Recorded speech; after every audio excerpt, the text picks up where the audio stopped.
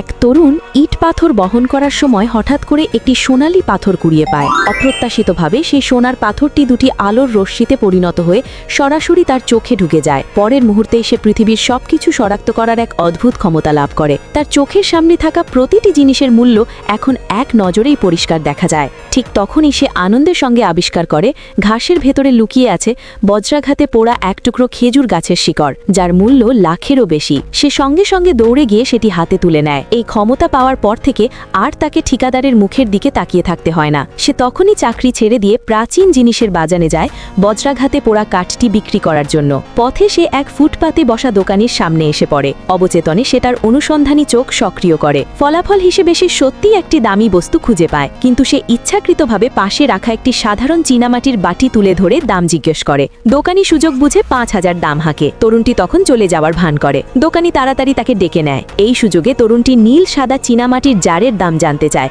শেষ পর্যন্ত মাত্র ১০০ টাকায় সে জারটি কিনে ফেলে, কিন্তু পরে দেখে জারের তলায় কাদা লেগে আছে। দোকানিকে জিজ্ঞেস করে জানতে পারে এটি নাকি কাছের পাহাড় থেকে কুড়িয়ে আনা। এখন যেহেতু তার কাছে অনুসন্ধানী চোখ রয়েছে, সে এই গুপ্তধন খোঁজার সুযোগ কোনোভাবেই হাতছাড়া করতে চায় না। এরপর সে দুইটি দামি জিনিস নিয়ে একটি প্রাচীন সামগ্রীর দোকানে যায়, কিন্তু দোকানের কর্মচারী তাকে তুচ্ছ করে দ্রুত চলে যেতে বলে। ঠিক তখনই পেছনে থাকা চেন মাস্টার এক নজরেই বুঝে ফেলেন দুটি জিনিসই আসল। তিনি তাড়াতাড়ি এগিয়ে এসে তরুণটিকে থামান। তিনি বজ্রাঘাতে পোড়া কাঠটি ভালোভাবে পরীক্ষা করে দেখেন এবং বলেন এটি অত্যন্ত উৎকৃষ্ট মানের উপাদান। তিনি সরাসরি ১,২০,০০,০০০ দাম প্রস্তাব করেন, যা সিস্টেম দেখানো ১ কোটি টাকার চেয়ে ২০ লাখ বেশি। অন্যদিকে নীল সাদা চীনামাটির জারের দাম তিনি বলেন ২,৬০,০০,০০০, যা সিস্টেম দেখানো ৩ কোটি টাকার তুলনায় বেশ কম। তরুণটির নিজের প্রত্যাশা ছিল ২,৮০,০০,০০০, তাই সে নিজের প্রস্তাব স্পষ্টভাবে জানিয়ে দেয়। চেন মাস্টার দেখে তরুণটির দাম খুব নিখুঁতভাবে ধরেছে।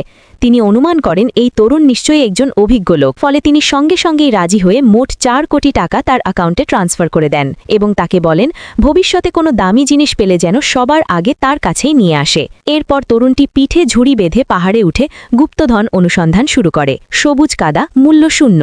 সবুজ ফুল, মূল্য শূন্য। সবুজ রঙের তিয়ান ইয়া মেই হুয়া ফুলদানি, এক জোড়া হলে মূল্য ৩ কোটি, ৩টি হলে মূল্য ১ কোটি। এখানে তো সত্যি অসংখ্য দামি জিনিস রয়েছে। তিয়ান ইয়া মেই হুয়া ফুলদানি আসলে জোড়া হয়। তার কাছে থাকা এইটি শুধু একটি অংশ, তাই এর মূল্য ১/৩ কমে গেছে, কিন্তু অন্য অংশটি কোথায় আছে তা সে জানে না।